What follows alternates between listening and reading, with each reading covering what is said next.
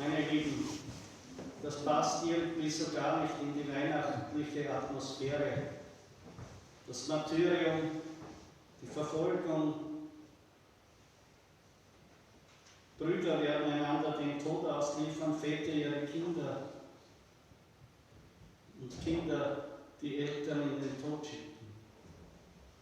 Und auch der heilige Stephanus, der gesteinigt wird. Aber doch hat es etwas Weihnachtliches an sich. Und zwar dieses kindliche Vertrauen, dieses kindliche Eingeborensein im Herrn, das ihn selbst in größter Bedrängnis in seinem Sterben gehalten und getragen hat. Der Herr hat selbst gesagt, wenn ihr vor Gericht gestellt werdet, dann macht euch keine Sorgen, was ihr sagen sollt. Sichert euch nicht selbst ab, sorgt nicht für euch, sondern vertraut auf den Herrn. Er wird euch eingeben, was ihr sagen sollt. Das ist diese kindliche Grundhaltung. Und ich denke, wenn wir uns daran halten würden, dann würde viel weniger gestritten werden. Wenn wir nur das sagen würden, was Gott uns eingibt, und dass wir wie ein Kind sagen kann, naja, ist ja nicht so tragisch. Und genau hier ist nämlich auch das Problem dieser Leute, die den Stephanus dann gesteinigt haben. Der hat bei ihnen etwas angekratzt, etwas beleidigt, was ihnen ganz wichtig und ganz heilig war. Und deshalb haben sie mit den Zähnen geknirscht, so zornig muss man sein. Die Ohren zugehalten und geschrien und ihn rausgetrieben. Und ihn ganz gesteinigt. Ein Hass. Woher kommt der? Ich glaube, es ist ganz einfach.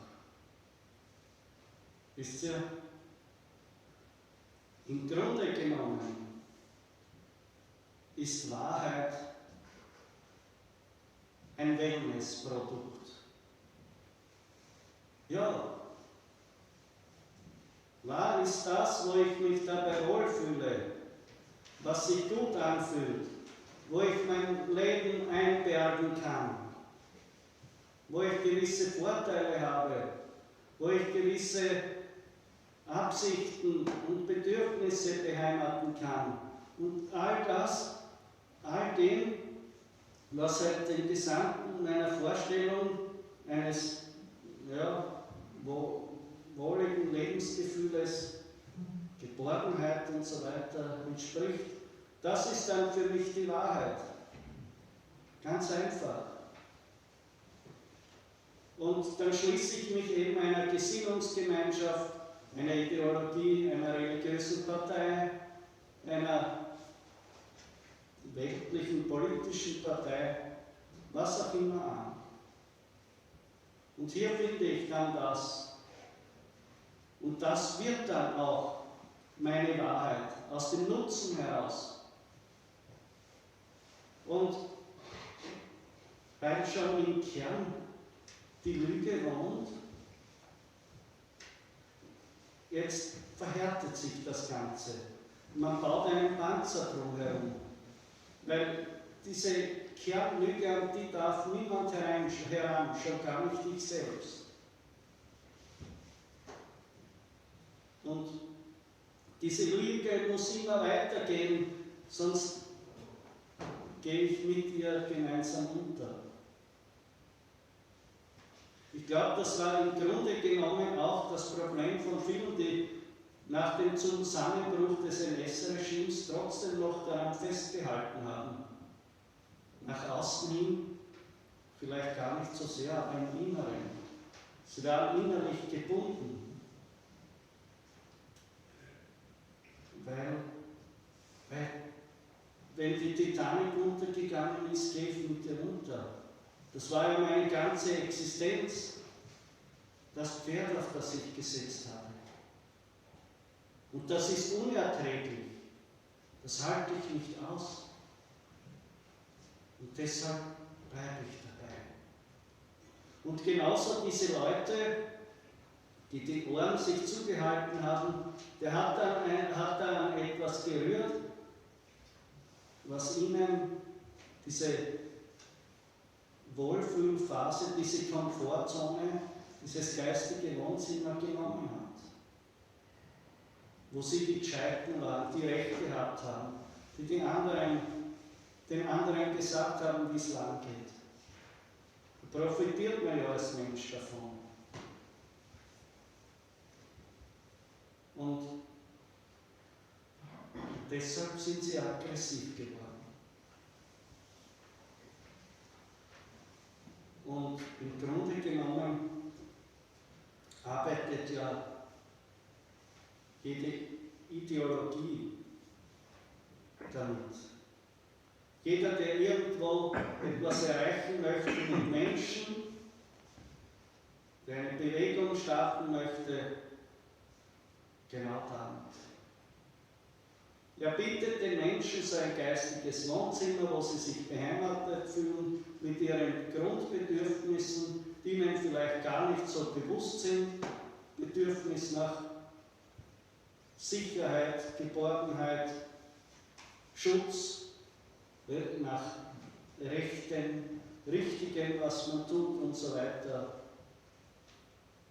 Und es funktioniert im Grunde genommen immer nach demselben Schema. 3 Schritte, watschen einfach. Und egal, worum es da geht, diese Denkstruktur, die ist im Grunde genommen überall. Oder so baut sich das aus. Zuerst muss man die thematische Hoheit erreichen. Das heißt, man muss es schaffen, dass man der ist, der die Themen definiert, über die die Gesellschaft spricht. Worüber die Zeitung schreibt, was die Menschen beschäftigt. Punkt 1. Können wir schauen, was sind die Hauptthemen unserer Gesellschaft und woher kommen die? Punkt 2. Die Interpretationshoheit. Das heißt, wie wird die Thematik interpretiert? Welche Deutung gebe ich ihr? Wenn jetzt Thema Lebensstil ist, wo wir jetzt sagen, jeder wie er will oder die Familie, sind 2 total konträre Lager. Und wenn man hier die Deutungshoheit für diesen Themenbereich in der Hand hat, dann hat man schon den 2. Schritt. Aber wenn man den 3. Schritt erreicht hat, dann ist sozusagen die Katze im Sack. Dann hat man das Volk sozusagen in der Hand, dann kehren es dir, dann kommen es dann nicht mehr aus. Und das ist die moralische Hoheit. Das heißt, du bist der definiert, was moralisch gut oder schlecht ist. Damit bist du sozusagen außer der Kritik und die Menschen selbst zerstreiten sich gegenseitig oder klagen sich an. Und du spielst so ein bisschen den lieben Gott, der über allem drüber steht. Und wenn du das geschafft hast, heutzutage natürlich mit viel Propaganda durch Medien, Kunst, Kultur, Wissenschaft, Unterricht und so weiter, dann ist das noch keine Diktatur, aber es ist eine Gesellschaft mit diktatorischen Zügen, wo dann klar definiert wird, wer die schwarzen Schafe sind und wo die Mehrzahl derer eben dieses zuvor genannte Wohnzimmer findet, von dem man ja auch profitiert. Und das war halt will man es ja auch. Und es gibt Leute, die an gewisse Geistigkeiten, Ideologien so stark gebunden sind. Du kannst ihre Familie beleidigen, das macht einen weniger, als wenn du ihre Partei kritisierst. Weil da steigst du dann auf die Barrikaden. Aber wie sind jetzt wir Christen? Sagen wir jetzt, naja, wir sind ja die edlen Geister, wir brauchen dieses Wohnzimmer nicht, diesen geistigen Wellnessbereich. Natürlich brauchen wir ihn, wir sind ja auch nicht besser als alle anderen. Aber wir sagen halt, wir haben ihn in Christus gefunden. Er gibt mir das, was wirklich wichtig ist. Er hilft mir, die wichtigen Dinge richtig zu beurteilen und er ist die moralische Instanz. Er ist mein Herr und mein Gott. Und in ihm finde ich diesen geistigen Wellnessbereich, wo ich Frieden finde. Und Jesus selbst sagt, an den Früchten werdet ihr sie erkennen. Der heilige Stephanus hat diese innere Freiheit, diesen Wellnessbereich immer in sich mitgetragen. Er hat sogar wie die zornig auf ihn waren, hat er gesagt, ich sehe den Himmel offen, den Menschensohn zur Rechten des Vaters. Dann hat er gesagt, ja, nimm meinen Geist auf und rechne ihnen diese Sünde nicht an. Das ist der Friede, die Freiheit, die der Herr schenkt. Deshalb ist wichtig, dass wir uns bewusst sind. Wenn wir zur Krippe gehen, gibt es gewisse Geistigkeiten, an die ich gebunden bin, und ist das mit Jesus sozusagen nur der Überbau, eine weihnachtliche Brauchtumsdekoration meines Lebens? Bin ich gebunden an gewisse Geistigkeiten, Bewegungen, oder ist Christus mein Fundament? Die Gefahr ist nämlich, Jesus selbst sagt, ihr werdet um meines Namens willen von allen gehasst werden. Das heißt, man merkt es gar nicht, dass man vielleicht ein Feind derer wird, die Christus als ihren Herrn haben.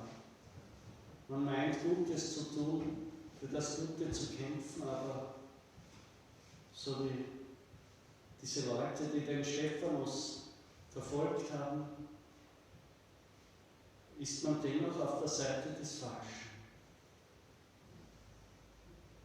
Und deshalb ist wichtig, dass wir wachsam sind, dass wir uns im Klaren sind über unsere Fundamente, uns dem Herrn willen. Amen. Vergelt's Gott.